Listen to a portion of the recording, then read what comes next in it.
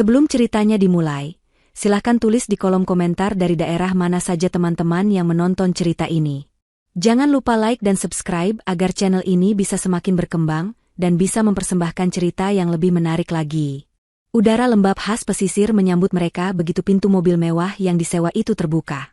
Hotel di depan mereka menjulang megah, sebuah monumen kemewahan berlapis kaca dan baja yang berkilauan di bawah terik matahari.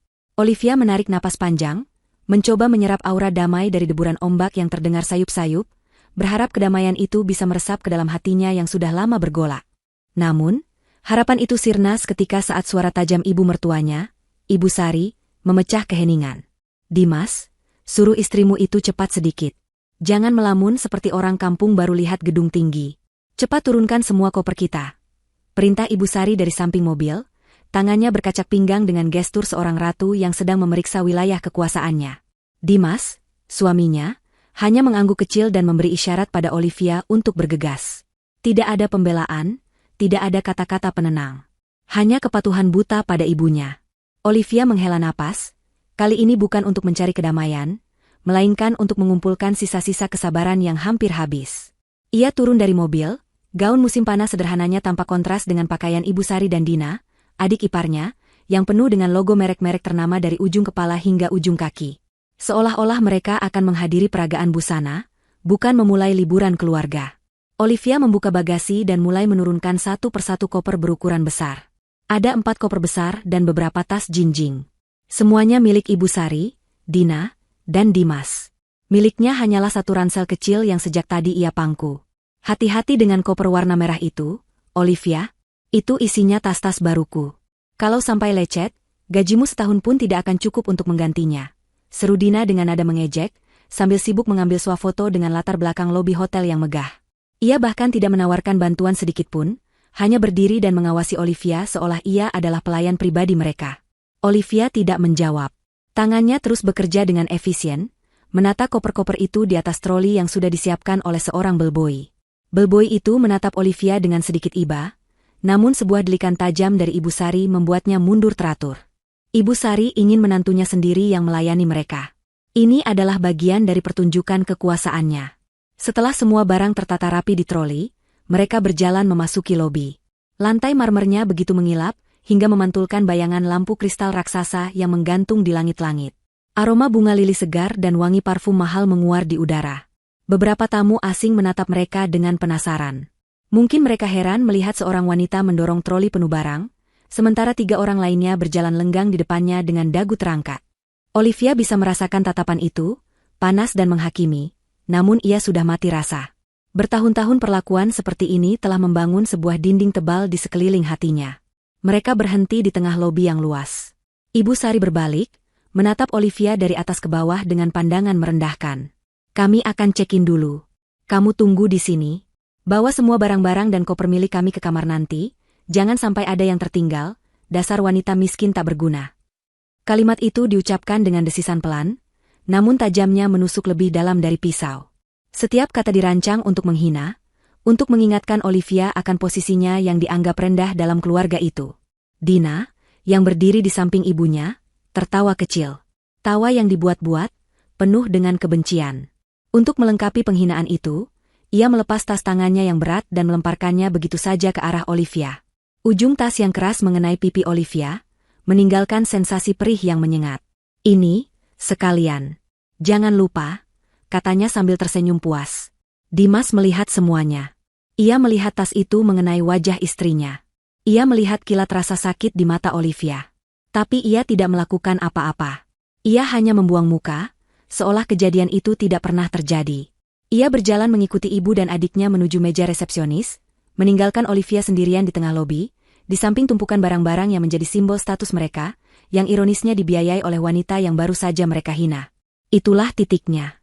Momen di mana bendungan kesabaran yang telah dibangun Olivia selama bertahun-tahun akhirnya retak, lalu pecah berkeping-keping. Bukan rasa sakit di pipinya yang memicunya, melainkan tatapan kosong suaminya. Tatapan yang mengonfirmasi bahwa ia benar-benar sendirian. Bahwa pengorbanan dan cinta tulusnya selama ini tidak ada artinya sama sekali. Di dalam dirinya, sesuatu yang dingin dan keras mulai terbentuk. Sesuatu yang tegas dan tanpa ampun. Alih-alih menangis atau marah, Sebuah senyum tipis yang aneh terukir di bibir Olivia. Senyum yang tidak bisa diartikan oleh siapapun yang melihatnya. Itu bukan senyum kebahagiaan, bukan pula senyum kesedihan.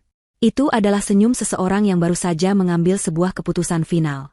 Keputusan yang akan mengubah segalanya. Dengan punggung tegak, ia meninggalkan troli yang penuh dengan koper itu. Ia tidak berjalan ke arah pintu keluar untuk melarikan diri. Ia juga tidak berjalan menyusul keluarganya untuk memprotes. Ia berjalan dengan langkah tenang dan mantap ke arah yang berlawanan, menuju meja resepsionis yang lain, yang bertanda, Private Check-in Concierge. Ia bisa melihat dari kejauhan, Ibu Sari sedang berbicara dengan nada tinggi pada resepsionis, mungkin mengeluhkan sesuatu. Dimas berdiri di sampingnya dengan canggung, sementara Dina sibuk dengan ponselnya. Mereka tidak menyadari apa yang sedang dilakukan Olivia. Mereka terlalu sibuk dengan dunia mereka sendiri. Terlalu yakin bahwa Olivia adalah pion tak berdaya yang bisa mereka atur sesuka hati. Olivia berhenti di depan meja kayu mahoni yang dipoles sempurna. Seorang wanita muda berseragam rapi menyambutnya dengan senyum profesional. "Selamat siang, Ibu. Ada yang bisa saya bantu?" Olivia membalas senyuman itu.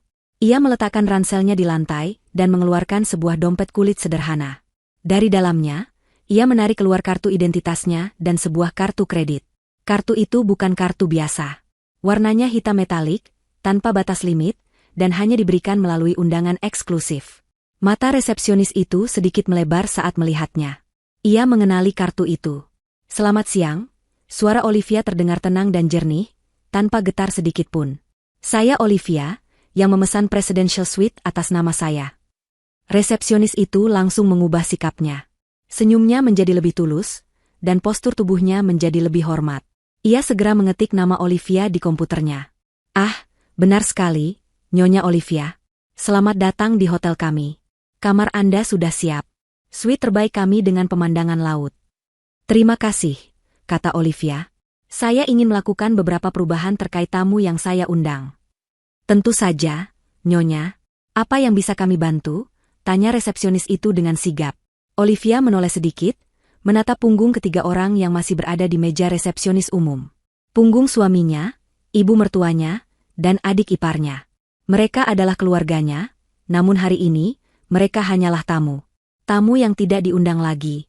3 orang yang sedang berada di resepsionis sana. Olivia menunjuk dengan dagunya, suaranya tetap datar. "Mereka datang bersama saya. Tapi sepertinya ada kesalahpahaman. Mereka tidak akan menginap di suite saya. Faktanya, mereka tidak akan menginap di hotel ini sama sekali. Tolong pastikan nama mereka dihapus dari daftar tamu yang berasosiasi dengan pemesanan saya." Resepsionis itu tertegun sejenak, mencoba memproses permintaan yang tidak biasa itu. Namun, melihat ekspresi dingin dan tegas di wajah Olivia, serta statusnya sebagai pemegang kartu elit, ia tahu ini adalah perintah yang harus dilaksanakan tanpa bertanya. "Baik, Nyonya Olivia. Akan segera kami proses," jawabnya. Olivia mengangguk puas. "Satu hal lagi," tambahnya. "Tolong siapkan 1 kunci saja untuk Presidential Suite. Hanya untuk saya. Dan pastikan tidak ada seorang pun yang bisa mengganggu saya." Senyum di bibir Olivia kini sedikit melebar. Ini bukan lagi senyum misterius. Ini adalah senyum kemenangan. Babak baru dalam hidupnya akan segera dimulai, dan ia akan memulainya dengan membersihkan panggung dari para pemain yang tidak pantas. Pintu Presidential Suite terbuka tanpa suara, menyingkapkan sebuah ruangan yang lebih mirip apartemen mewah daripada kamar hotel. Lantainya terbuat dari kayu jati terbaik, dindingnya dihiasi karya seni asli, dan sebuah jendela raksasa dari lantai ke langit-langit menyajikan pemandangan samudera biru yang tak terbatas. Ibu Sari dan Dina terkesiap kagum. Ini adalah tingkat kemewahan yang bahkan melampaui imajinasi terliar mereka. "Dimas, anakku, kamu benar-benar hebat. Ini luar biasa," pekik Ibu Sari sambil memeluk putranya. Ia menepuk-nepuk punggung Dimas dengan bangga, matanya berkaca-kaca karena bahagia. Ia sepenuhnya percaya bahwa semua ini adalah hasil kerja keras putranya, buah dari kesuksesan yang selalu ia banggakan kepada teman-teman arisannya. Dimas hanya tersenyum canggung. Ia merasa sedikit tidak nyaman dengan pujian itu, tahu betul bahwa bukan ia yang pantas menerimanya. Tapi egonya, yang telah dipupuk oleh ibunya selama bertahun-tahun, melarangnya untuk mengakui kebenaran. Ia membiarkan ibu dan adiknya larut dalam euforia, sementara ia sendiri mencoba menekan rasa bersalah yang mengganjal di hatinya karena meninggalkan Olivia di lobi tadi. "Ah, paling-paling Olivia sedang kesal dan akan segera menyusul," pikirnya. Dina tidak membuang waktu. Ia segera berlari ke setiap sudut ruangan, merekam semuanya dengan ponselnya. Ibu, lihat. Ada kolam renang pribadi di balkon. Dan kamar mandinya punya jacuzzi. Aku harus segera live di media sosial, biar semua orang tahu betapa hebatnya Kak Dimas. Serunya dengan antusias. Dalam sekejap, mereka melupakan Olivia. Keberadaannya seolah terhapus oleh kemegahan ruangan itu. Mereka sibuk berfoto-foto, mencoba setiap sofa empuk, dan mengagumi setiap detail interior yang mahal. Ibu Sari menelepon beberapa temannya, suaranya sengaja dikeraskan, menceritakan betapa ia dimanjakan oleh putra kesayangannya di hotel termewah di negeri ini. Sementara Dina sudah memulai siaran langsungnya, memamerkan setiap fasilitas dengan caption yang angkuh. Liburan keluarga persembahan dari kakakku tersayang. Yang lain bisa apa? 1 jam berlalu.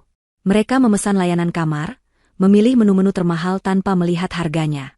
Sampanye, kaviar, steak impor. Semuanya ditagihkan ke kamar, atas nama Dimas. Saat makanan tiba, mereka makan dengan lahap sambil terus menertawakan sesuatu. Aku penasaran apa yang sedang dilakukan si miskin itu sekarang, celetuk Dina di sela-sela kunyahannya. Pasti dia sedang kelelahan setelah mendorong troli berat itu sendirian. Kasihan sekali. Makanya, jadi perempuan itu jangan hanya modal tampang, tapi tidak punya apa-apa.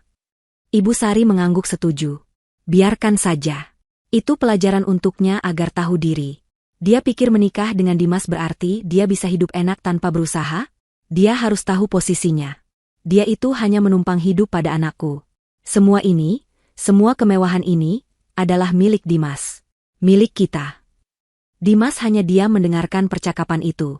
Ia ingin membela Olivia, ingin mengatakan bahwa mereka salah besar. Bahwa justru merekalah yang selama ini menumpang hidup pada Olivia. Tapi keberaniannya menciut setiap kali berhadapan dengan dominasi ibunya. Jadi, ia memilih diam, mengambil segelas sampanye dan meneguknya cepat, berharap alkohol bisa menenggelamkan rasa bersalahnya. Malam semakin larut. Setelah perut mereka kenyang dan hasrat pamer mereka terpuaskan, rasa kantuk mulai menyerang.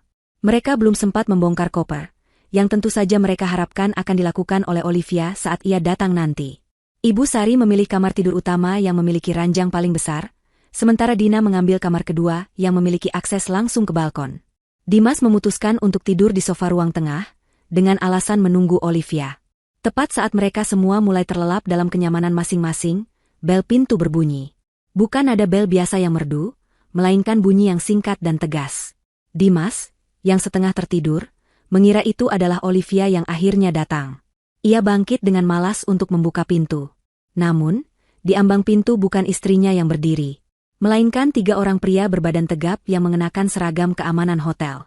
Di belakang mereka, berdiri seorang pria berjas yang wajahnya tampak serius. Ia adalah manajer operasional hotel. Selamat malam. Bisa kami bicara dengan Tuan Dimas? Tanya manajer itu dengan suara yang sopan namun dingin. Dimas terkejut. Ya, saya sendiri. Ada apa? Kami mendapat laporan bahwa Anda dan keluarga Anda menempati kamar ini tanpa izin. Kami meminta Anda untuk segera mengemasi barang-barang Anda dan meninggalkan properti kami, kata manajer itu langsung ke intinya. Pernyataan itu begitu tiba-tiba dan absurd, hingga Dimas hanya bisa mengerjap bingung. Apa maksud Anda? Tentu saja kami punya izin. Saya datang bersama istri saya, Olivia. Dia yang memesan kamar ini. Suara ribut-ribut itu membangunkan Ibu Sari dan Dina. Mereka keluar dari kamar masing-masing dengan wajah kesal, karena tidurnya terganggu. Ada apa ini ribut-ribut? Tanya Ibu Sari dengan nada angkuh. Melihat para petugas keamanan, wajahnya berubah masam. Siapa kalian? Beraninya kalian mengganggu istirahat kami. Manajer hotel itu menatap Ibu Sari dengan ekspresi datar. Maaf, Ibu. Seperti yang sudah saya sampaikan pada Tuan Dimas, Anda sekeluarga harus meninggalkan hotel ini sekarang juga. Apa?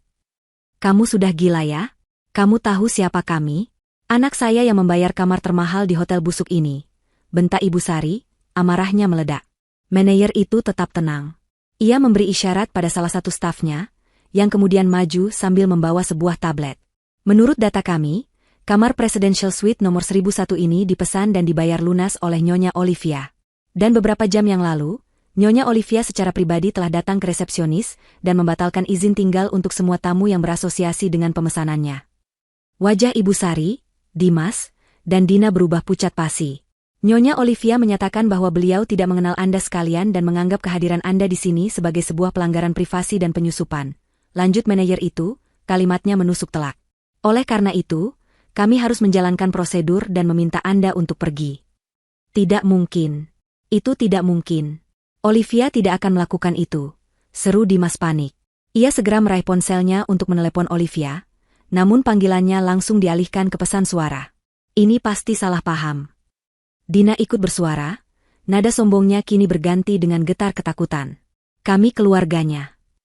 Pihak hotel tidak berhak ikut campur dalam urusan keluarga, kata manajer itu, tidak terpengaruh. Kebijakan kami jelas.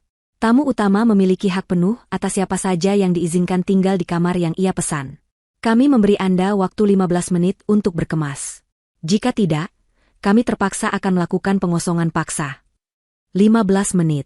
Waktu yang terasa begitu singkat untuk mencerna mimpi buruk yang tiba-tiba menjadi nyata.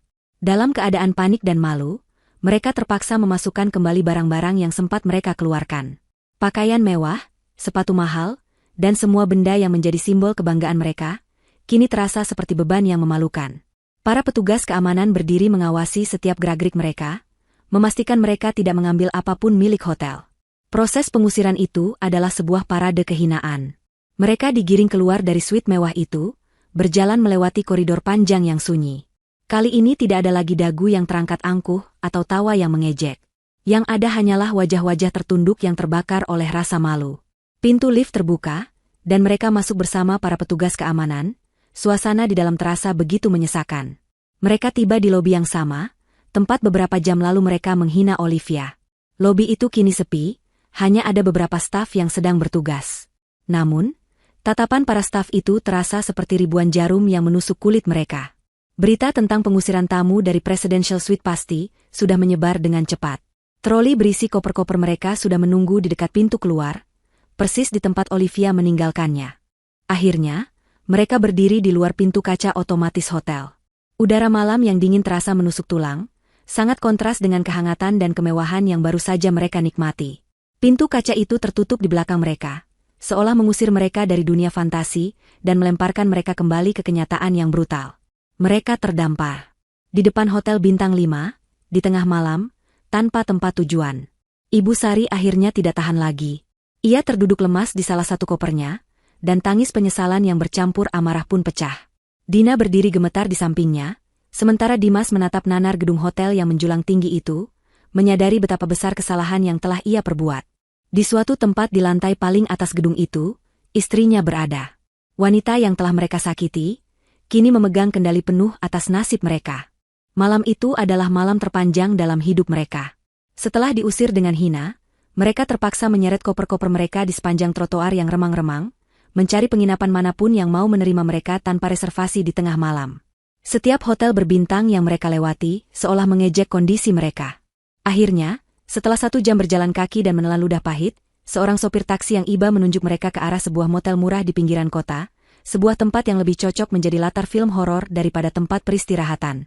Bangunan itu sendiri tampak letih. Cat di dindingnya mengelupas, menampakkan plesteran yang retak.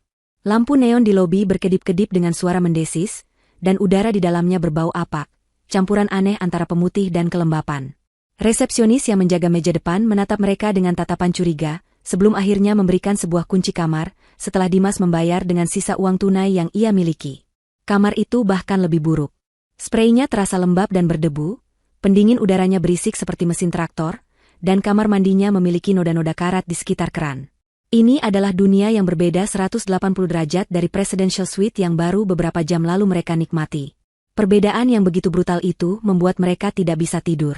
Ibu Sari duduk di tepi ranjang yang berderit, wajahnya pucat karena marah dan lelah. Ia tidak lagi menangis, amarahnya sudah mengeringkan air matanya.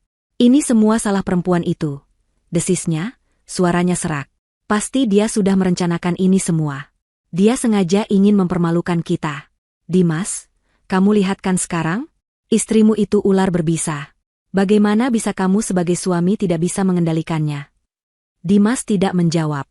Ia berdiri di dekat jendela, menatap keluar ke arah jalanan yang sepi, pikirannya berkecamuk. Ia mencoba menelepon Olivia puluhan kali, namun hasilnya selalu sama, panggilannya dialihkan ke pesan suara. Rasa marah, malu, dan bingung berkelindan di dalam dadanya. Di satu sisi, ia marah pada Olivia karena telah mempermalukan keluarganya. Namun di sisi lain, jauh di lubuk hatinya, sebuah suara kecil berbisik bahwa merekalah yang memulai semua ini. Dina, yang sejak tadi hanya diam sambil meringkuk di sudut, akhirnya angkat bicara. Bagaimana dengan semua postinganku di media sosial? Semua orang sudah melihat kita di hotel mewah itu. Kalau mereka tahu kita diusir, aku akan jadi bahan tertawaan. Keluhnya, air mata mulai menggenang di pelupuk matanya. Kekhawatirannya bukan tentang martabat keluarga, melainkan tentang citra publiknya. Malam itu berlalu tanpa istirahat. Mereka terjaga oleh suara-suara aneh dari kamar sebelah dan dengungan nyamuk yang tak henti-hentinya. Ketika fajar akhirnya menyingsing, membawa cahaya pucat ke dalam kamar yang suram itu, mereka tampak seperti 3 orang pengungsi yang kalah perang. Pagi itu, setelah percobaan yang kesekian puluh kali, telepon Dimas akhirnya tersambung. Jantungnya berdebar kencang saat mendengar nada sambung berbunyi. Setelah 2 dering, Olivia mengangkatnya. Halo, suara Olivia terdengar begitu tenang, begitu jernih, seolah ia baru saja bangun dari tidur yang nyenyak di atas ranjang sutra. Tidak ada nada marah, tidak ada nada panik. Hanya ketenangan yang dingin. Ketenangan itulah yang justru menyulut amarah Dimas. Olivia, apa yang sudah kamu lakukan? Kamu di mana? Kamu sengaja mempermalukan aku dan keluargaku di depan semua orang. Serunya, suaranya meninggi. Ibu Sari dan Dina langsung mendekat, menempelkan telinga mereka ke ponsel untuk mendengar percakapan itu. Di seberang sana, hening sejenak. Lalu Olivia menjawab, suaranya tetap datar. Mempermalukan kalian? Bukankah kalian yang mempermalukan diri kalian sendiri? Menghinaku, melemparkan tas ke wajahku, dan meninggalkanku di lobi seperti seorang pesuruh. Apakah aku salah mengingatnya? Dimas tergagap.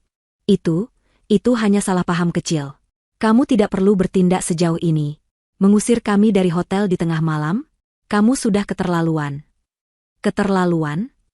Olivia tertawa kecil. Tawa yang terdengar tanpa humor, penuh dengan ironi pahit.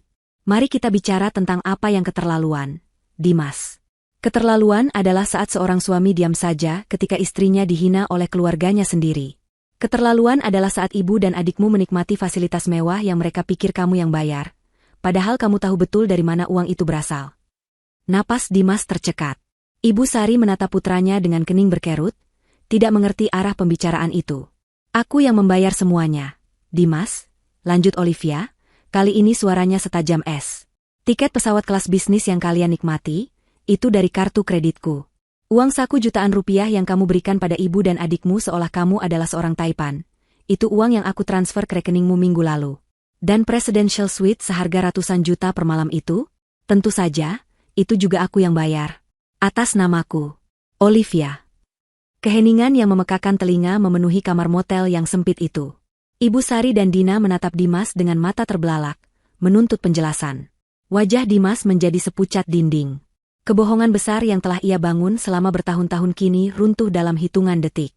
Tidak, kamu bohong, bisik Ibu Sari, mencoba menyangkal kenyataan yang baru saja menghantamnya. Seolah bisa mendengar bisikan itu, Olivia berkata, kalian tidak percaya? Coba cek ponselmu, Dimas. Aku baru saja mengirimkan sesuatu. Dengan tangan gemetar, Dimas membuka pesan yang baru masuk dari Olivia. Di dalamnya terdapat serangkaian lampiran digital. Bukti pemesanan hotel atas nama Olivia. Salinan laporan kartu kreditnya yang menunjukkan transaksi pembelian 4 tiket pesawat kelas bisnis. Riwayat transfer bank dari rekeningnya ke rekening Dimas, dengan jumlah yang fantastis, beberapa di antaranya bahkan diberi keterangan, dana liburan keluarga, dan uang saku untuk ibu. Semuanya ada di sana. Hitam di atas putih. Tak terbantahkan. Ibu Sari dan Dina ikut mencondongkan tubuh, mata mereka membelalak ngeri saat melihat bukti-bukti itu. Dunia mereka seakan jungkir balik. Wanita yang selama ini mereka anggap sebagai benalu miskin, ternyata adalah sumber dari semua kemewahan yang mereka nikmati. Pangeran mereka, Dimas, ternyata hanyalah seorang perantara yang hidup dari kebaikan istrinya. Bagaimana ini bisa? Ibu Sari tidak bisa menyelesaikan kalimatnya. Rasa malunya begitu besar, hingga ia merasa sulit bernapas. Semua kebanggaan, semua kesombongan yang ia pamerkan pada teman-temannya, kini terasa seperti lelucon pahit. Jadi, Dimas, suara Olivia kembali terdengar dari telepon, menarik mereka kembali dari keterkejutan. Hotel itu adalah propertiku selama aku menyewanya. Aku berhak menentukan siapa yang boleh tinggal dan siapa yang harus pergi. Aku hanya membersihkan propertiku dari penyusup. Dimas tidak bisa berkata apa-apa. Lidahnya keluh. Semua argumen dan amarahnya lenyap, digantikan oleh rasa malu yang membakar. Nikmati sisa liburan kalian. Carilah hotel yang sesuai dengan anggaran kalian yang sesungguhnya, kata Olivia. Ia hendak menutup telepon, namun kemudian ia berhenti sejenak, seolah teringat sesuatu. Oh iya, satu hal lagi, tambahnya dengan nada ringan yang dibuat-buat, namun menyimpan ancaman yang mematikan. Rumah yang kalian tinggali di Jakarta, yang selalu ibumu banggakan sebagai hasil jerih payahmu. Itu juga atas namaku. Aku yang membayar cicilan bulanannya sejak hari pertama. Selamat menikmati sisa liburan kalian. Klik. Sambungan telepon terputus. Di dalam kamar motel yang pengap itu, keheningan terasa begitu berat, seolah menekan dada mereka hingga sesak. Ponsel terlepas dari genggaman Dimas dan jatuh ke lantai dengan bunyi gedebuk pelan. Ibu Sari terhuyung mundur dan jatuh terduduk di ranjang. Matanya kosong menatap dinding. Dina hanya bisa menutup mulutnya dengan kedua tangan, isak tangisnya tertahan di tenggorokan. Kebenaran telah terungkap. Bukan hanya liburan mereka yang berakhir, tapi seluruh hidup mereka yang penuh kepalsuan kini telah hancur berkeping-keping. Dan ini, mereka sadari dengan ngeri, barulah permulaannya. Perjalanan pulang ke Jakarta adalah sebuah penyiksaan dalam diam. Tidak ada lagi canda tawa atau obrolan penuh kesombongan seperti saat mereka berangkat. Mereka memilih penerbangan kelas ekonomi paling murah, berdesakan di kursi sempit selama berjam-jam.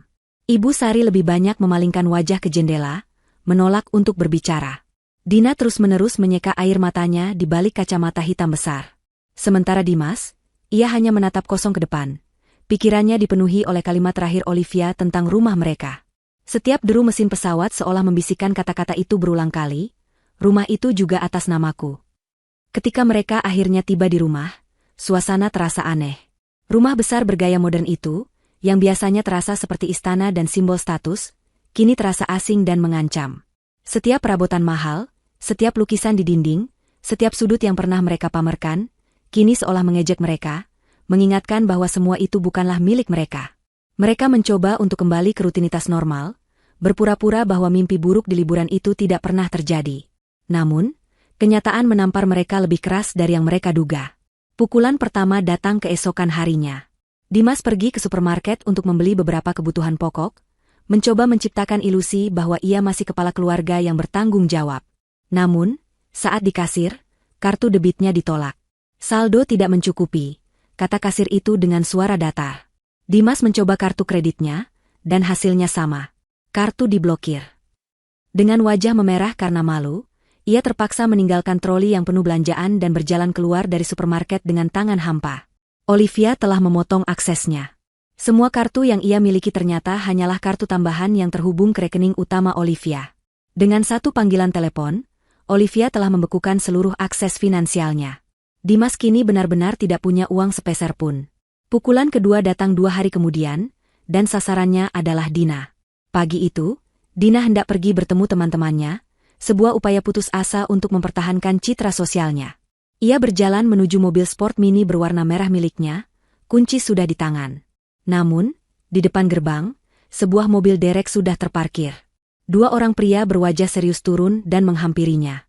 "Permisi, apakah benar ini mobil milik Nona Dina?" tanya salah satu pria itu sambil menunjukkan selembar surat. "Ya, memangnya kenapa?" jawab Dina ketus. "Kami dari pihak leasing. Ada tunggakan pembayaran selama 3 bulan terakhir untuk mobil ini. Sesuai prosedur, kami harus menarik kembali kendaraan ini," jelas pria itu. "Apa? Tidak mungkin. Kakakku selalu membayarnya tepat waktu," protes Dina, suaranya melengking. Pria itu hanya menggelengkan kepala. "Maaf, Nona. Pembayaran biasanya dilakukan melalui auto debit dari sebuah rekening. Dan bulan ini, pembayaran itu gagal. Pihak pemegang rekening utama, atas nama Nyonya Olivia, telah menutup rekening tersebut dan membatalkan semua pembayaran otomatis." Mata Dina terbelalak. Jadi bahkan mobil kebanggaannya ini pun adalah milik Olivia. Semua protes dan teriakannya sia-sia. Di hadapan surat perintah yang sah dan disaksikan oleh beberapa tetangga yang mulai berkerumun, kedua pria itu menderek mobil merahnya, membawanya pergi dari kehidupannya untuk selamanya. Dina hanya bisa jatuh terduduk di aspal, menangis histeris. Ia tidak hanya kehilangan mobil, ia kehilangan harga dirinya. Namun, semua pukulan itu hanyalah pemanasan sebelum serangan utama. Pukulan terakhir datang seminggu setelah mereka pulang, dalam bentuk sebuah amplop coklat tebal yang diantarkan oleh seorang kurir resmi. Amplop itu ditujukan kepada para penghuni rumah tersebut. Dengan tangan gemetar, Dimas membuka amplop itu di ruang keluarga, disaksikan oleh ibu dan adiknya yang berwajah tegang. Isinya adalah beberapa lembar kertas dengan kop surat dari sebuah firma hukum ternama. Itu adalah surat pemberitahuan resmi. Surat itu menyatakan, dengan bahasa hukum yang dingin dan tanpa emosi, bahwa pemilik sah properti tersebut, Nyonya Olivia, telah memutuskan untuk menjual aset tersebut. Oleh karena itu, mereka, sebagai penghuni tanpa ikatan kontrak sewa, diminta untuk mengosongkan rumah tersebut dalam waktu 30 hari sejak tanggal surat diterima. Jika mereka gagal melakukannya, pihak pengacara akan menempuh jalur hukum untuk melakukan penggusuran paksa. Itulah vonisnya. 30 hari. 30 hari untuk meninggalkan satu-satunya tempat yang mereka sebut rumah. 30 hari sebelum mereka resmi menjadi tunawisma. Saat itulah pertahanan terakhir Ibu Sari runtuh. Kekuatan dan kesombongan yang selama ini menjadi ciri khasnya lenyap tak bersisa. Matanya memutih, tubuhnya menjadi lemas, dan ia jatuh pingsan di atas sofa bludru yang tak lama lagi bukan miliknya. Dina menjerit panik, sementara Dimas hanya bisa berdiri mematung. Surat itu terasa seperti sebilah es di tangannya. Dalam keputusasaan tertinggi, Dimas melakukan satu-satunya hal yang bisa ia pikirkan. Ia harus bertemu Olivia. Ia harus memohon, merendahkan dirinya, melakukan apapun agar Olivia menghentikan semua ini. Ia pergi ke gedung perkantoran megah di pusat kota, gedung yang sama yang sering ia tunjukkan pada keluarganya dari kejauhan. Di sanalah kantorku berada, katanya dulu dengan bangga. Sebuah kebohongan lagi. Gedung itu adalah kantor pusat dari perusahaan milik Olivia. Ia masuk ke lobi yang berkilauan, berjalan menuju resepsionis dengan langkah putus asa. Saya ingin bertemu dengan Olivia, katanya. Apakah Anda sudah punya janji, Bapak? Tanya resepsionis itu sopan. Tidak, tapi tolong katakan ini Dimas. Suaminya. Ini sangat penting. Resepsionis itu menelepon ke atas. Setelah beberapa saat, ia meletakkan gagang telepon. Maaf, Bapak. Nyonya Olivia sedang sibuk dan tidak bisa diganggu. Tolonglah. Saya harus bicara dengannya. Dimas memohon, nadanya mulai terdengar menyedihkan. Permohonannya menarik perhatian dua orang petugas keamanan yang segera menghampirinya. Maaf, Pak. Jika tidak ada janji, Anda tidak bisa naik. Mohon untuk tidak membuat keributan, kata salah satu dari mereka dengan tegas. Dimas diantar dengan sopan namun tegas menuju pintu keluar. Ia diusir dari gedung yang ia klaim sebagai miliknya, seperti seorang pengemis. Jauh di atas, di dalam kantor sudutnya yang berdinding kaca, Olivia berdiri menatap ke bawah. Ia melihat semuanya. Ia melihat suaminya yang tampak kecil dan tak berdaya di lobi, berdebat dengan resepsionis, lalu digiring keluar oleh keamanan. Tidak ada ekspresi di wajahnya. Tidak ada kepuasan, tidak ada belas kasihan. Hanya kekosongan yang dingin. Ia menyaksikan pria yang pernah ia cintai itu berjalan lunglai menjauh dari gedung, sebelum akhirnya ia berbalik dari jendela. Ini bukanlah akhir. Ini hanyalah permulaan dari sebuah perhitungan. Dan Olivia akan memastikan mereka membayar setiap rasa sakit yang pernah mereka berikan padanya. 30 hari terasa seperti seumur hidup ketika setiap detiknya dihabiskan dalam keputusasaan. Batas waktu pengosongan rumah semakin dekat, dan keluarga itu bergerak dalam kabut kepanikan. Setiap dering telepon membuat mereka terlonjak. Setiap ketukan di pintu terasa seperti awal dari akhir. Mereka mencoba mencari tempat tinggal baru, namun tanpa uang dan pekerjaan tetap, tidak ada seorang pun yang mau menyewakan properti yang layak kepada mereka. Mereka terpaksa menjual beberapa perhiasan dan barang-barang pribadi yang masih tersisa, hanya untuk bertahan hidup dari hari ke hari. Di tengah kekacauan itu, Ibu Sari, dalam sisa-sisa kesombongannya, menemukan satu harapan terakhir. Sebuah celah yang ia yakini bisa mereka manfaatkan untuk membalikkan keadaan. Harta Gonogini, katanya pada suatu malam, matanya berkilat dengan secercah harapan yang licik. Olivia itu masih istrimu, Dimas. Menurut hukum, setengah dari semua yang ia miliki adalah hakmu. Kita tidak akan pergi dari sini dengan tangan kosong. Kita akan menuntutnya, kita akan mengambil apa yang menjadi hak kita. Gagasan itu, betapapun lemahnya, terasa seperti sebuah pelampung di tengah lautan. Dimas, yang sudah kehilangan semua harga dirinya, setuju begitu saja. Mereka berhasil mengumpulkan sisa uang mereka untuk menyewa seorang pengacara murah yang kantornya terletak di ruko sempit di pinggiran kota. Pengacara itu, setelah mendengar cerita versi mereka yang telah dimanipulasi, di mana Olivia digambarkan sebagai istri kaya yang tiba-tiba menjadi kejam dan menelantarkan suaminya, mengangguk-angguk dan menjanjikan mereka kemenangan. Pertemuan antara kedua belah pihak diatur di kantor pengacara Olivia, sebuah firma hukum prestisius di salah satu gedung pencakar langit Jakarta. Suasananya begitu kontras dengan tempat pengacara mereka. Ruang rapat itu didominasi oleh meja kayu raksasa, dinding kaca dengan pemandangan kota, dan udara dingin dari pendingin ruangan. Dimas, Ibu Sari, dan pengacara mereka duduk di satu sisi, tampak kecil dan tidak pada tempatnya. Tepat pada waktunya, Olivia masuk. Ia tidak sendirian. Ia didampingi oleh dua orang pengacara senior yang tampak tajam dan berpengalaman. Olivia sendiri terlihat berbeda. Ia mengenakan setelan kerja berwarna biru tua yang elegan, rambutnya ditata rapi, dan wajahnya memancarkan aura kepercayaan diri yang tenang. Ia duduk di seberang Dimas tanpa meliriknya sedikitpun, matanya hanya tertuju pada pengacaranya sendiri. Pengacara Dimas memulai pertemuan dengan suara yang sedikit gemetar, membacakan tuntutan mereka. Ia berbicara tentang hak suami atas harta yang diperoleh selama pernikahan, menuduh Olivia telah melakukan kekejaman mental dengan mengusir kliennya dan keluarganya, dan menuntut pembagian aset sebesar 50%. Selama pidato panjang itu, tim pengacara Olivia hanya diam mendengarkan, sesekali membuat catatan kecil. Ketika pengacara Dimas selesai, salah satu pengacara senior Olivia, seorang pria parubaya bernama Pak Wibowo, berdeham pelan. "Terima kasih atas penjelasannya," kata Pak Wibowo dengan suara berat yang penuh wibawa. "Kami mengapresiasi upaya Anda untuk membela klien Anda. Namun, sepertinya ada beberapa fakta fundamental yang luput dari perhatian Anda."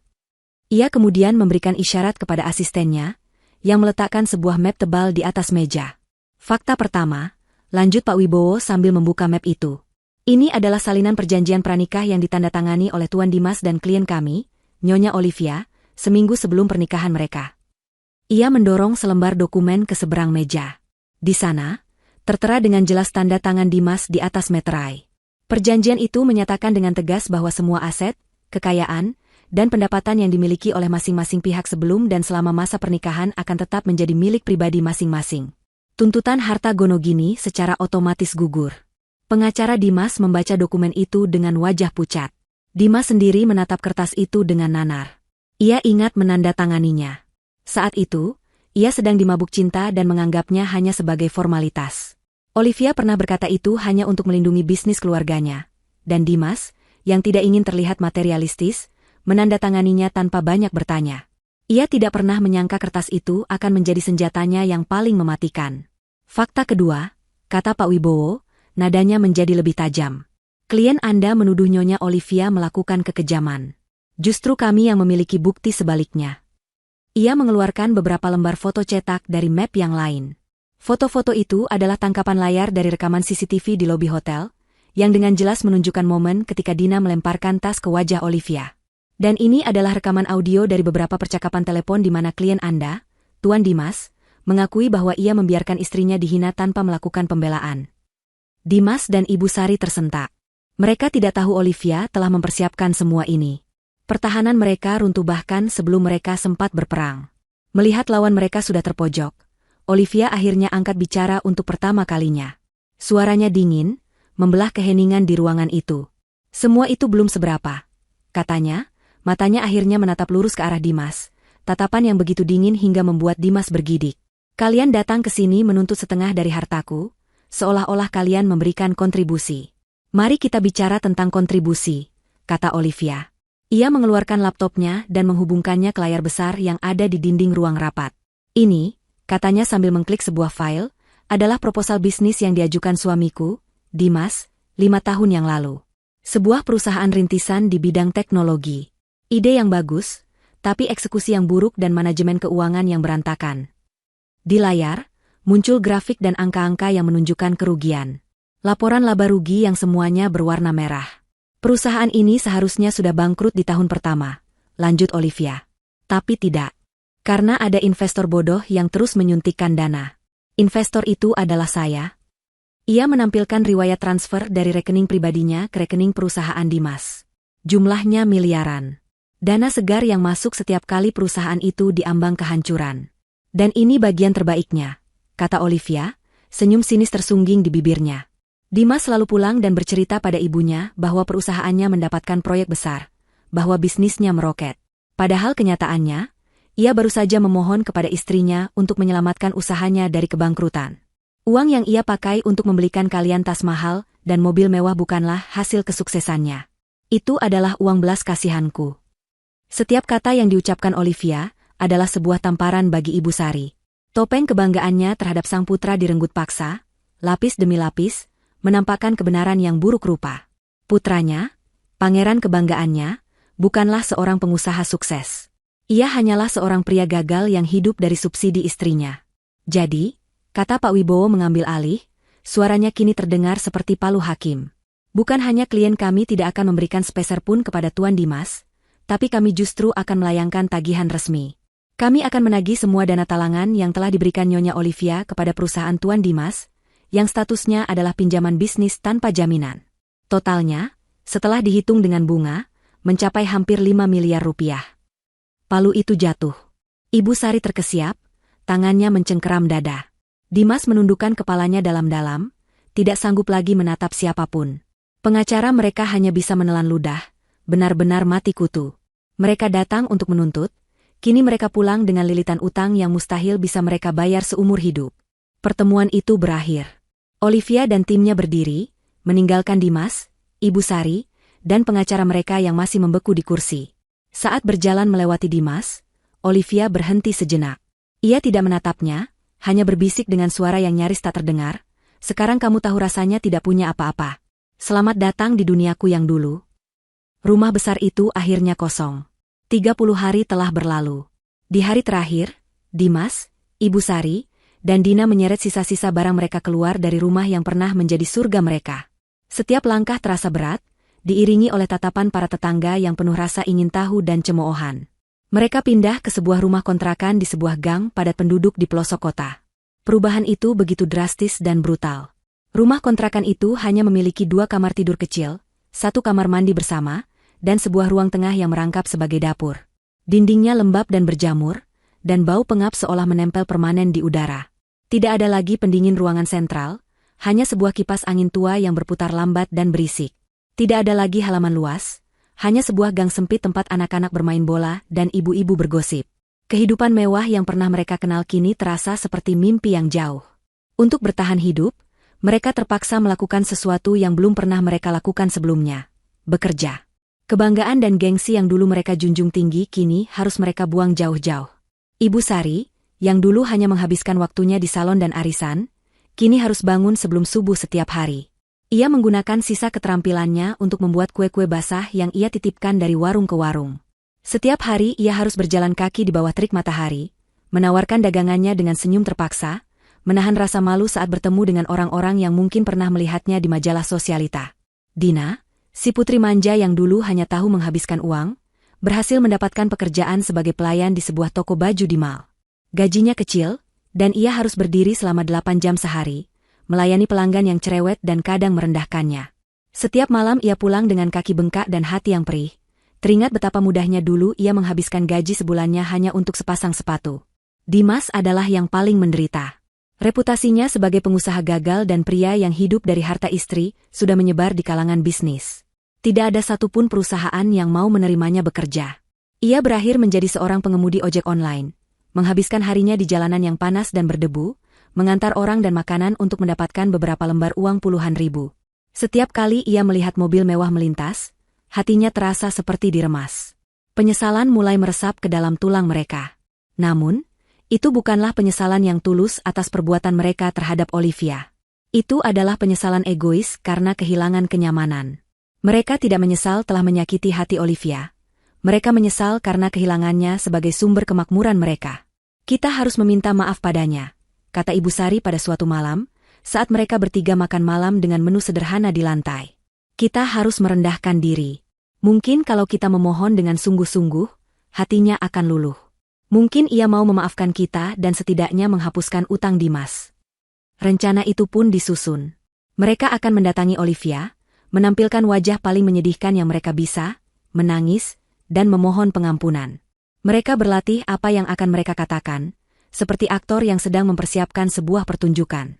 Mereka berhasil mencari tahu alamat apartemen baru Olivia, sebuah penthouse mewah di pusat kota. Suatu sore, mereka bertiga datang ke sana. Mereka sengaja memakai pakaian paling sederhana yang mereka punya, berharap penampilan mereka yang lusuh akan membangkitkan iba. Namun, bertemu Olivia ternyata tidak mudah. Lobi apartemen itu dijaga dengan sangat ketat. Mereka bahkan tidak diizinkan masuk tanpa persetujuan dari penghuni. Setelah perdebatan panjang dengan resepsionis, Olivia akhirnya menjawab interkom, suaranya terdengar jernih dan tanpa emosi. Biarkan mereka menunggu di luar. Saya akan turun jika saya punya waktu. Mereka menunggu di area taman di luar lobi selama hampir 2 jam. Dipermalukan, diabaikan, dan dipandang aneh oleh penghuni lain yang lalu lalang. Akhirnya, Olivia muncul. Ia berjalan keluar dari pintu lobi, tidak sendirian. Ia bersama beberapa temannya, mereka semua tampak ceria dan baru saja selesai berolahraga di gym apartemen. Penampilan Olivia begitu kontras dengan mereka. Ia hanya mengenakan pakaian olahraga yang simpel, namun aura kebahagiaan dan ketenangan yang memancar darinya membuatnya tampak bersinar. Wajahnya segar, senyumnya tulus. Ia tampak lebih hidup dan lebih cantik dari sebelumnya. Saat melihat Dimas, Ibu Sari, dan Dina yang berdiri dengan canggung, senyum di wajah Olivia sedikit memudar, digantikan oleh ekspresi netral. "Ada apa?" tanyanya singkat. Ibu Sari segera maju dan memulai sandiwaranya. Ia mencoba untuk berlutut, namun Olivia mundur selangkah. "Jangan buang-buang tenagamu, Bu. Katakan saja apa maumu." Dengan suara bergetar yang dibuat-buat, Ibu Sari mulai berbicara. "Olivia, nak, kami datang untuk minta maaf. Ibu sadar ibu sudah banyak salah padamu. Kami sangat menyesal. Kami mohon, maafkan kami." Dimas dan Dina ikut menimpali dengan kata-kata penyesalan yang sudah mereka hafal. Mereka berbicara tentang betapa sulitnya hidup mereka sekarang, betapa mereka sudah mendapatkan hukuman atas perbuatan mereka. Olivia mendengarkan semuanya dalam diam. Ia menatap mereka satu persatu, matanya yang tajam seolah menembus kepalsuan mereka. Ia bisa melihat dengan jelas. Tidak ada ketulusan di mata mereka. Yang ada hanyalah keputusasaan dan keinginan untuk kembali ke kehidupan mereka yang dulu. Setelah mereka selesai, Olivia menghela napas. "Penyesalan kalian datang terlambat. Dan yang lebih parah, itu penyesalan yang salah alamat. Kalian tidak menyesal telah menyakitiku. Kalian hanya menyesal karena keran uangnya sudah kututup." Kata-kata itu menohok mereka. Begitu akurat, begitu telak. "Aku sudah memaafkan kalian," lanjut Olivia, membuat mereka sedikit terkejut. "Aku memaafkan kalian bukan untuk kalian, tapi untuk diriku sendiri. Agar aku bisa melepaskan semua beban masa lalu dan melangkah maju. Tapi memaafkan bukan berarti melupakan. Dan sudah pasti bukan berarti aku akan mengizinkan kalian kembali ke dalam hidupku." Tepat saat itu, sebuah mobil sport mewah berwarna putih berhenti di depan lobi. Pengemudinya, seorang pria tampan yang merupakan salah satu teman Olivia, melambai ke arahnya. "Aku harus pergi," kata Olivia. "Semoga kalian bisa belajar untuk hidup dari hasil kerja keras kalian sendiri. Itu pelajaran yang sangat berharga." Ia berbalik dan berjalan menuju mobil itu, meninggalkan mereka bertiga yang membeku di tempat. Sebelum masuk ke mobil, ia berhenti dan menoleh ke arah Dina. Mata mereka bertemu. Dan untuk terakhir kalinya, Olivia memberikan senyumnya. Senyum tenang yang sama seperti di lobi hotel dulu. Namun kali ini, senyum itu tidak lagi menyimpan rencana balas dendam. Senyum itu murni, penuh dengan kedamaian dan kebebasan. Bagi Dina, senyum itu terasa lebih menyakitkan daripada 1000 tamparan. Itu adalah bukti nyata dari dunia yang telah ia hilangkan, dan dunia baru yang cerah yang telah Olivia bangun untuk dirinya sendiri, tanpa mereka. Setelah penolakan telak dari Olivia, keluarga itu kembali ke rumah kontrakan mereka dengan perasaan yang lebih hancur dari sebelumnya. Pintu pengampunan telah ditutup rapat, dan harapan untuk kembali ke kehidupan nyaman mereka telah padam sepenuhnya. Hari-hari berlalu dalam keheningan yang menyesakan, hanya diisi oleh suara kipas angin yang berderit dan keluhan-keluhan kecil tentang betapa tidak adilnya hidup ini. Mereka terjebak dalam lingkaran kemiskinan dan penyesalan yang egois. Namun, di tengah keputusasaan itu, sebuah ide baru yang berbahaya mulai tumbuh di benak Dina, yang di kemudian hari disetujui oleh ibunya. Jika mereka tidak bisa mendapatkan simpati Olivia, mungkin mereka bisa mendapatkan simpati dari orang lain. Jutaan orang lain. Di era digital ini, opini publik adalah pengadilan yang kuat, dan mereka memutuskan untuk menyeret nama Olivia ke pengadilan itu. Rencananya sederhana namun licik. Mereka akan memainkan peran sebagai korban. Mereka akan menggunakan media sosial, platform yang sama yang dulu mereka gunakan untuk pamer kekayaan, kini sebagai senjata untuk menyerang Olivia. Mereka akan memutarbalikkan fakta, menciptakan narasi di mana mereka adalah keluarga sederhana yang tertindas oleh menantu kaya raya yang sombong dan tidak punya hati. Mereka memulainya dengan hati-hati. Dina membuat sebuah akun baru dengan nama samaran, lalu mulai mengunggah foto-foto kondisi kehidupan mereka yang menyedihkan. Foto sudut rumah kontrakan yang berjamur, foto Ibu Sari yang tertidur kelelahan di depan kompor, foto sepiring nasi dengan lauk seadanya. Setiap foto disertai dengan tulisan yang dirancang untuk menguras air mata. Ya Tuhan, beginilah nasib kami sekarang. Dulu kami hidup berkecukupan, tapi kini semua telah direnggut oleh orang yang seharusnya menjadi bagian dari keluarga kami, tulisnya di salah satu unggahan. Hanya karena kami bukan berasal dari keluarga kaya, kami diperlakukan seperti sampah. Ibu saya yang sudah tua harus banting tulang, sementara dia bersenang-senang dengan hartanya. Awalnya, respons yang didapat tidak banyak. Namun, mereka tidak menyerah. Ibu Sari, dengan arahan dari Dina, membuat sebuah video pendek. Di dalam video itu, ia menangis terseduh-seduh, menceritakan versi dongengnya. Ia berbicara tentang bagaimana ia dan anak-anaknya diusir dari rumah, bagaimana putranya, Dimas, dicampakkan begitu saja setelah istrinya menjadi sukses. Ia tidak menyebut nama Olivia secara langsung, hanya menyebutnya sebagai sang menantu berhati dingin. Video itu, dengan akting menangis Ibu Sari yang cukup meyakinkan, mulai mendapatkan perhatian. Orang-orang mulai bersimpati. Komentar-komentar dukungan bermunculan. Sabar ya, Bu. Tuhan tidak tidur. Kaya tapi tidak punya hati, buat apa? Zaman sekarang memang banyak kacang lupa kulitnya. Melihat keberhasilan awal ini, mereka menjadi semakin berani. Dina mulai membocorkan detail-detail yang lebih spesifik, tentu saja dengan versi yang sudah dipelintir. Ia menceritakan tentang insiden di hotel, menggambarkannya seolah-olah mereka diusir tanpa alasan yang jelas hanya karena sebuah kesalahpahaman kecil. Narasi mereka kuat, orang kaya yang arogan melawan rakyat kecil yang tak berdaya. Dalam waktu singkat, cerita mereka menjadi viral di beberapa akun gosip. Olivia, yang selama ini mencoba untuk mengabaikan mereka dan fokus pada hidupnya, akhirnya tidak bisa tinggal diam lagi.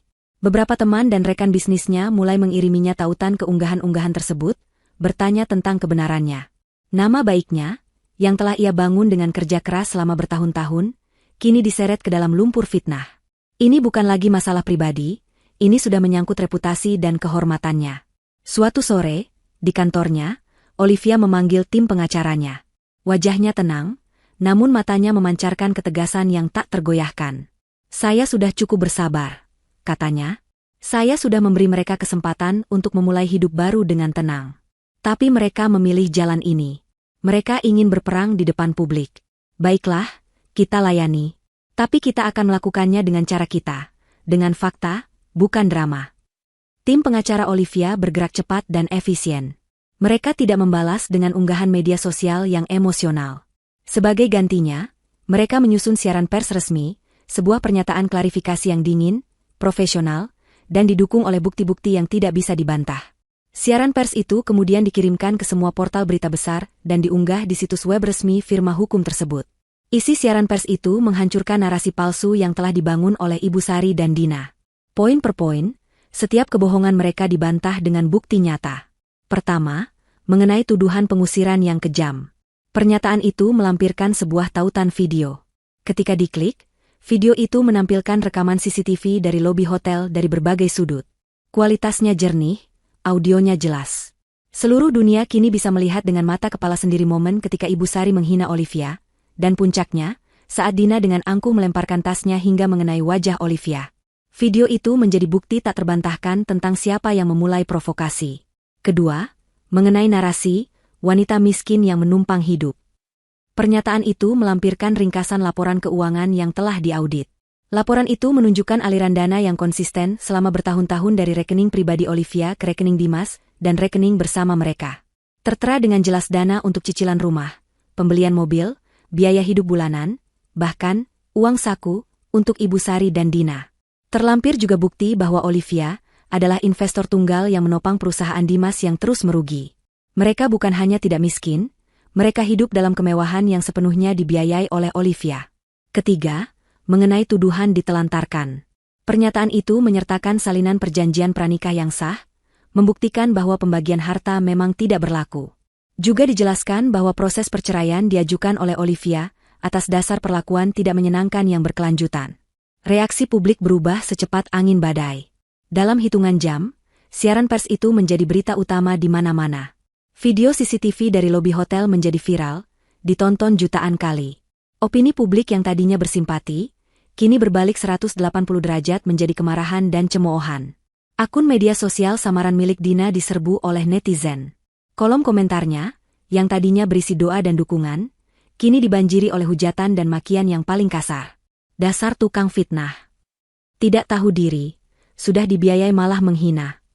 Muka tembok, sudah jelas salah masih berani main korban. Ibu Sari dan Dina menjadi bahan olok-olok nasional. Foto-foto dan video tangisan mereka dijadikan meme yang tak terhitung jumlahnya. Wajah mereka terpampang di mana-mana sebagai simbol kemunafikan dan sifat benalu. Mereka mencoba menghapus akun tersebut, namun sudah terlambat. Semua unggahan mereka sudah disimpan dan disebarkan ulang oleh ribuan orang. Karma sosial yang mereka terima begitu brutal dan tanpa ampun. Mereka tidak bisa lagi keluar rumah tanpa mendapatkan tatapan sinis dan bisik-bisik dari para tetangga. Pemilik warung yang tadinya mau menerima kue titipan Ibu Sari kini menolaknya. Dina terpaksa berhenti dari pekerjaannya karena terus-menerus dilecehkan oleh pelanggan yang mengenalinya dari internet. Senjata yang mereka coba gunakan untuk menghancurkan Olivia kini berbalik dan meledak di wajah mereka sendiri. Mereka ingin simpati, tapi yang mereka dapatkan adalah kebencian. Mereka ingin menghancurkan reputasi Olivia, tapi justru reputasi mereka sendiri yang hancur menjadi debu. Mereka terkunci di dalam rumah kontrakan mereka yang sempit, bukan lagi karena kemiskinan, tapi karena rasa malu yang tak tertanggungkan. Bulan-bulan berikutnya setelah badai media sosial itu, adalah neraka sunyi bagi Dimas dan keluarganya. Mereka menjadi paria, terisolasi dalam gelembung rasa malu mereka sendiri. Setiap hari terasa sama, bangun dengan perasaan hampa, melewati hari dengan tatapan kosong, dan tidur dengan mimpi buruk. Mereka telah kehilangan segalanya, harta, status, dan yang paling menyakitkan, harga diri. Mereka pikir, mereka sudah mencapai titik terendah. Mereka salah. Olivia belum selesai. Selama ini, Olivia membiarkan mereka terpuruk dalam kehancuran yang mereka ciptakan sendiri. Ia memberi mereka waktu untuk merasakan konsekuensi dari fitnah yang mereka sebarkan. Namun, di balik ketenangannya, ia dan tim pengacaranya sedang mempersiapkan satu langkah terakhir. Sebuah pukulan pamungkas yang tidak hanya akan memastikan mereka tidak akan pernah bisa mengganggunya lagi, tetapi juga akan menghancurkan pilar terakhir dari kebohongan yang menopang hidup mereka, ilusi kesuksesan Dimas. Pagi itu, 2 surat resmi tiba secara bersamaan di rumah kontrakan mereka. Surat pertama, yang ditujukan untuk Dimas, adalah surat panggilan resmi dari Pengadilan Agama.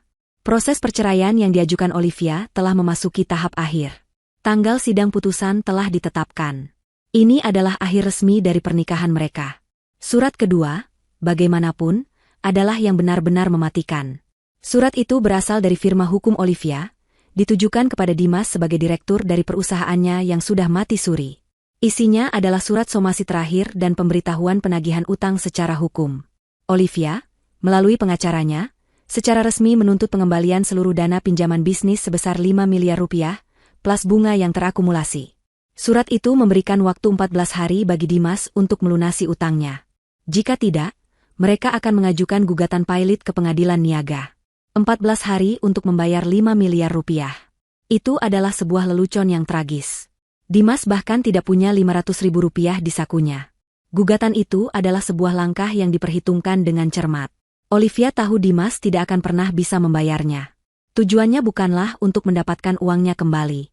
Tujuannya adalah untuk menghapus perusahaan itu dari muka bumi secara legal dan resmi, untuk memastikan tidak ada lagi sisa-sisa kebohongan yang bisa dibanggakan oleh Dimas atau ibunya. Dalam kepanikan yang luar biasa, Dimas mencoba melakukan hal yang mustahil. Ia menghabiskan hari-harinya berlarian ke sana kemari, mencoba mencari pinjaman. Ia menghubungi beberapa teman lama yang dulu sering ia traktir, namun mereka semua menghindarinya seperti wabah. Ia mencoba mengajukan pinjaman ke bank, namun riwayat kreditnya yang buruk dan reputasinya yang hancur membuatnya ditolak mentah-mentah bahkan sebelum ia selesai mengisi formulir. Setiap penolakan adalah paku tambahan di peti mati harga dirinya. Pria yang dulu berjalan dengan kepala tegak, kini harus mengemis dan memohon, hanya untuk dihina dan ditolak. Ia akhirnya menyadari betapa kosongnya dunianya. Semua teman dan relasi yang ia miliki ternyata hanya tertarik pada uang Olivia, bukan pada dirinya. Waktu 14 hari itu habis dalam sekejap. Tepat di hari ke-15, gugatan pilot itu resmi didaftarkan. Prosesnya berjalan cepat. Dengan laporan keuangan yang menunjukkan kerugian selama bertahun-tahun dan utang yang sangat besar kepada kreditur utama, Olivia, pengadilan tidak punya pilihan lain selain mengabulkan gugatan tersebut. Perusahaan kecil milik Dimas. Satu-satunya hal di dunia ini yang menyandang namanya, satu-satunya pencapaian yang bisa ia klaim, meskipun palsu, secara resmi dinyatakan bangkrut.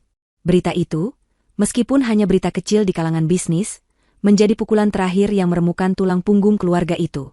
Bagi Ibu Sari, ini adalah kehancuran total dari mimpinya. Mitos tentang putranya yang sukses, yang telah menjadi pusat dari seluruh alam semestanya, kini telah terbukti sebagai kebohongan. Tidak ada lagi yang bisa ia banggakan. Tidak ada lagi yang bisa ia ceritakan kepada siapapun. Yang tersisa hanyalah seorang putra yang gagal, terlilit utang, dan diceraikan. Bagi Dimas, ini lebih dari sekadar kehilangan bisnis. Ini adalah kehilangan identitas. Selama bertahun-tahun, ia hidup di balik topeng, pengusaha sukses. Topeng itu memberinya rasa hormat dari keluarganya dan rasa penting di dalam hatinya. Sekarang, topeng itu telah direnggut paksa, menampakkan wajah aslinya. Seorang pria lemah yang tidak kompeten, yang tidak mampu berdiri di atas kakinya sendiri. Beberapa minggu kemudian, kurir mengantarkan sebuah amplop besar berisi dokumen-dokumen legal. Di dalamnya, ada surat putusan cerai dari pengadilan agama, dan surat penetapan pilot dari pengadilan niaga. Dimas duduk di lantai dingin rumah kontrakannya, menatap dua lembar kertas itu berdampingan. Satu kertas menyatakan ia bukan lagi seorang suami. Kertas yang lain menyatakan ia adalah seorang pengusaha gagal. Ia telah kehilangan segalanya.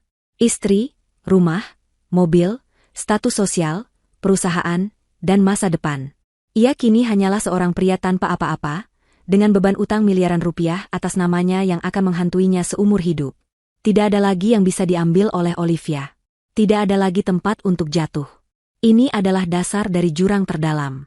Pukulan terakhir telah mendarat, dan kehancurannya kini mutlak dan sempurna. Ruang sidang pengadilan agama itu terasa dingin dan sunyi. Dindingnya yang berwarna krem pucat dan perabotannya yang terbuat dari kayu tua seolah menyerap semua emosi, menyisakan kekosongan yang hampa. Di satu sisi ruangan, Olivia duduk dengan punggung tegak di samping pengacaranya, Pak Wibowo. Ia tampak tenang, wajahnya tidak menunjukkan ekspresi apapun, seolah-olah ia sedang menghadiri rapat bisnis yang membosankan. Di seberang ruangan, pemandangannya sangat berbeda. Dimas duduk membungkuk, bahunya merosot seolah menanggung beban yang tak terlihat. Ia mengenakan kemeja yang sedikit kusut, dan lingkaran hitam di bawah matanya menceritakan tentang malam-malam tanpa tidur. Di sampingnya, Ibu Sari duduk dengan kaku, jemarinya meremas-remas ujung tas tangan usangnya. Dina tidak hadir. Ia terlalu malu untuk menunjukkan wajahnya di depan umum. Mereka tidak didampingi pengacara. Mereka tidak mampu lagi membayarnya. Hakim ketua, seorang pria parubaya dengan wajah bijaksana, mengetuk palunya sekali. Suaranya bergema di ruangan yang hening. Sidang perceraian antara penggugat, Nyonya Olivia, dan tergugat, Tuan Dimas, dengan ini dinyatakan dibuka kembali untuk pembacaan putusan. Prosesnya berjalan cepat. Hakim membacakan ringkasan kasus, menyebutkan bukti-bukti yang telah diajukan, dan alasan-alasan yang menjadi dasar gugatan. Olivia telah menuntut perceraian, tanpa menuntut apapun selain kebebasannya. Ia tidak meminta kembali semua uang yang telah ia berikan, selain utang bisnis yang merupakan entitas hukum terpisah. Ia hanya ingin namanya terlepas dari nama Dimas, selamanya. Ketika hakim bertanya kepada Dimas, apakah ia memiliki sesuatu untuk disampaikan sebelum putusan dibacakan, Dimas hanya menggelengkan kepalanya dengan lemah. Apalagi yang bisa ia katakan? Semua kebohongan telah terbongkar, semua pertahanan telah runtuh. Ia tidak punya apa-apa lagi. Baiklah, kata hakim. Setelah mempertimbangkan semua bukti dan kesaksian, majelis hakim memutuskan untuk mengabulkan gugatan cerai yang diajukan oleh Nyonya Olivia. Dengan ini, pernikahan antara Nyonya Olivia dan Tuan Dimas dinyatakan putus karena perceraian, terhitung sejak hari ini.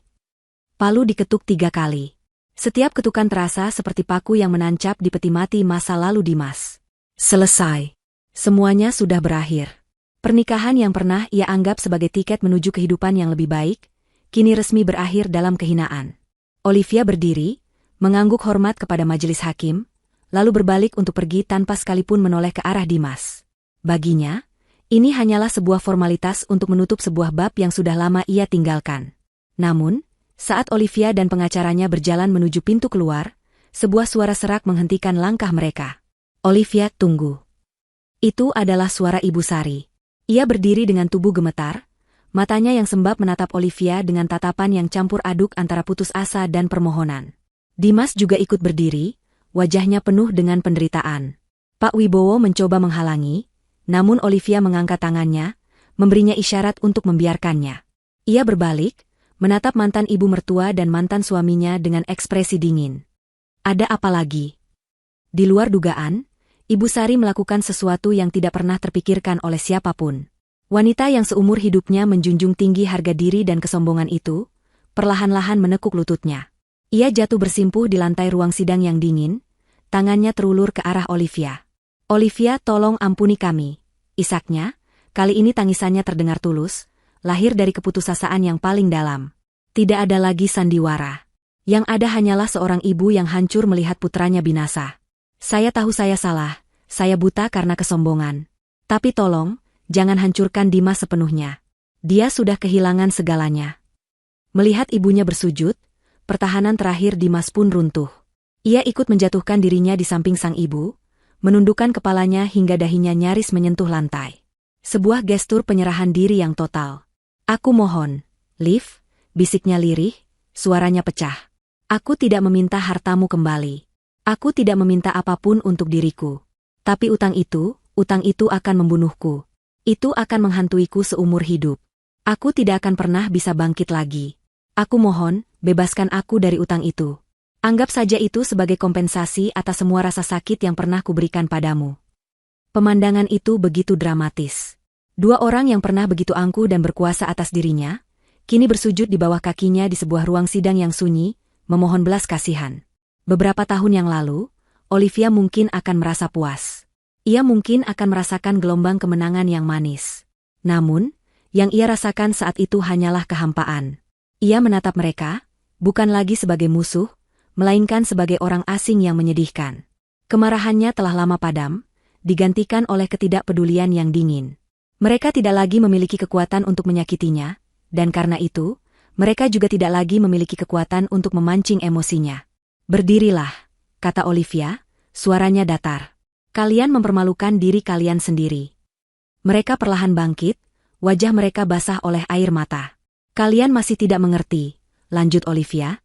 Kalian pikir semua ini adalah hukumanku untuk kalian. Kalian salah. Aku tidak pernah menghukum kalian. Aku hanya berhenti menyelamatkan kalian dari konsekuensi perbuatan kalian sendiri. Ia menatap Dimas. Utang itu bukan dendam pribadiku. Itu adalah kenyataan bisnismu. Bisnismu gagal karena kamu tidak kompeten, dan kamu berutang pada investormu. Itulah dunia nyata, Dimas. Dunia di mana tindakan memiliki konsekuensi. Selama ini kamu hidup di dunia fantasi yang kubiayai. Selamat datang di kenyataan. Ia kemudian beralih ke Ibu Sari. Dan Anda, Bu, Anda menghancurkan putra Anda bukan karena saya. Anda menghancurkannya dengan kesombongan Anda, dengan ekspektasi tidak realistis Anda, dan dengan mengajarkannya bahwa citra lebih penting daripada integritas. Kalian berdualah yang menciptakan kehancuran ini. Jangan pernah lagi menyalahkan orang lain.